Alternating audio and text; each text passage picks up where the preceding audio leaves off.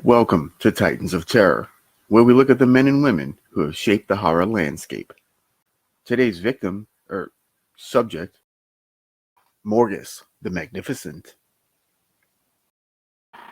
Emanating each week from his laboratory located over the Old City Ice House in New Orleans, Dr. Momus Alexander Morgus, Esquire, conducted his bizarre experiments and hosted science fiction and horror films on his program House of Shock. He was aided by his assistant Chopsley, a towering mute-hooded executioner, and a talking skull named Eric. Momus comes from the god of ridicule, Alexander from the biggest egomaniac in history, and Morgus is a portmanteau of morgue and disgusting. Morgus was always rocking a disheveled appearance, including his filthy lab coat, complete with large handprint stain on the backside, shaggy hair, lumpy nose, and snaggled teeth. Morgus was said to have descended from a long line of scientists dating back to Morgus I, who was the architect of the first pyramid in Egypt. He mastered calculus at 5 years old and reportedly has an IQ in the 300s. Morgus claimed to have published several scientific books, including his blockbuster New Hope for the Dead and the earth-shaking Molecules I Have Known. He has discovered the speed of dark and truly invented the internet. He rails against the idiots of the scientific community. He also claims that he is Earth's main member of the Higher Order, a super scientific secret society dedicated to helping the development of intelligence throughout the universe. His Momus Alexander Morgus Institute, or M.A.M.I for short, is unintentionally a non-profit organization of science.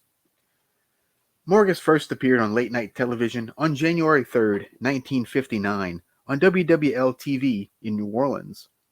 The show lasted until 1962. Within 4 months of its debut, House of Shock was a local hit, and Morgus became a New Orleans phenomenon. The television studio was so inundated with calls that they had to add 10 lines containing a taped message from the good doctor. He did make it out of the lab occasionally to make guest appearances at Pontchartrain Beach Amusement Park. One of his appearances there drew more than 80,000 people. Morgus was so popular, he also inspired a hit song called Morgus the Magnificent and went on to be the first horror host to star in his own movie. The song Morgus the Magnificent was performed by Morgus and the Ghouls, a pseudonym for the team of Frankie Ford and Mac Rebennack, better known as Dr. John. It made the top 10 in New Orleans, and the song talks about teenagers staying home from dating because they were watching Morgus. In 1962, Morgus starred in his own movie, The Wacky World of Dr. Morgus. The film features the experiment of the instant people machine, which can turn people into sand, and then back into human form. A representative from the small country of Microvania tricks Morgus into using the machine for international espionage. Hilarity ensues. Unfortunately, the film has never been widely released, mostly shown at local theaters and festivals, and a few local television airings. In 1963, Morgus relocated to Detroit, Michigan, and appeared on WJBK-TV starting that November. But he ran into some controversy. His Friday time slot used to feature reruns of The Steve Allen Show. This infuriated Steve Allen fans, so they began airing The Steve Allen Show matinee on Saturdays. Morgus was seen 6 times a week, showcasing horror movies on Morgus Presents on Sunday nights. He also hosted a 5-minute-long weathercast at 5:55 p.m. each weekday. The show was initially popular enough to also be seen in Atlanta. But with declining ratings, Morgus was let go by WJBK in December of 1964. So he moved across the street to WXYZ-TV, hosting Shock Theater on Fridays and Sundays. Morgus only lasted there until April of 1965. So Morgus headed back to New Orleans with Morgus Presents to WWL-TV, where he remained on the air for 2 more years. Morgus Presents reappeared as an afternoon show in 1970 on WDSU-TV, showing such things as Star Trek reruns, but this was discontinued in 1971, and Morgus went into a private business.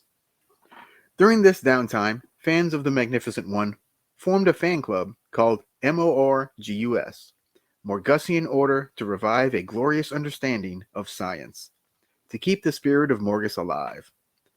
A second fan club called the Students of Science also popped up and began producing a quarterly Morgus newsletter.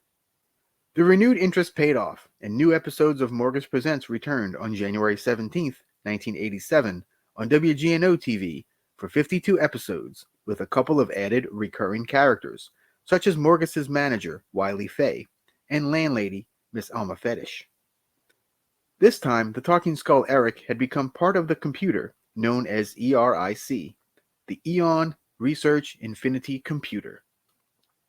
E.R.I.C's skull connected to a molecular integrated circuit which holds all the knowledge of the universe in his memory banks. On the set, E.R.I.C was portrayed by an Apple II computer with a skull as a speaker. Chopsley was a former medical student classmate of Morgus and the subject of an early experiment in face transplant surgery. Unfortunately, he laughed before the procedure could heal, thus leaving him without a face. As a result, he wears a full head mask at all times, with a zipper mouth to eat. Most shows open in the midst of an experiment, as Morgus is caught unaware. When he realizes he's on air, he invites the doctors and scientists out there to have their notebooks ready, as he is creating medical history. He throws to those idiots down at the station to start showing the movie. Then the show cuts back and forth between Morgus's experiments and the movie. Among his wonderful creations were the Morguso Inciso machine, which was a jigsaw for surgeons with shaky hands, and the Morguso Perpetual Cardio Machine, a device guaranteed to make you live for 200 years. While showing the movie Dracula, Morgus debuted his concept of using New Orleans mosquitoes to gather blood for the Red Cross. In another episode, Morgus used a smoking contraption to siphon the musical talent from the bald head of jazz superstar Pete Fountain. The man's brilliance knew no end. With each failed experiment, Morgus would blame the bumbling Chopsley. "Chopsley, you idiot! How can you be around me so much and know so little?" The talking skull E.R.I.C never suffered such a fate, as he was the ultimate yes man. People related to this lovable madman who wanted to do good but always screwed up in the end. In 1999, Morgus released a spoken word CD of original poems entitled Herstory Rhymes. Morgus's last public appearance was at a New Orleans Hornets basketball game in the early 2000s, during which he bounced balls off of Chopsley's chest. After Hurricane Katrina decimated the city of New Orleans and surrounding areas, Cox Communications used Morgus's face on billboards promising, "Our city will be magnificent again." For more than 50 years, the man behind the lab coat tried to keep his private life private. In reality, Dr. Morgus was played by actor Sid Noel, born Sidney Noel Rideau. He was born on Christmas Day, 1929. In college, he studied communications, and he also served in the U.S. Navy Reserve for 8 years. He first reached a wide audience hosting a radio morning show called Dawn Busters. He even hid the fact that he played Morgus from his own children, telling them that Morgus was a friend. Sid's last performance was at a live autobiographical show at the New Orleans Orpheum Theater, where he appeared as himself.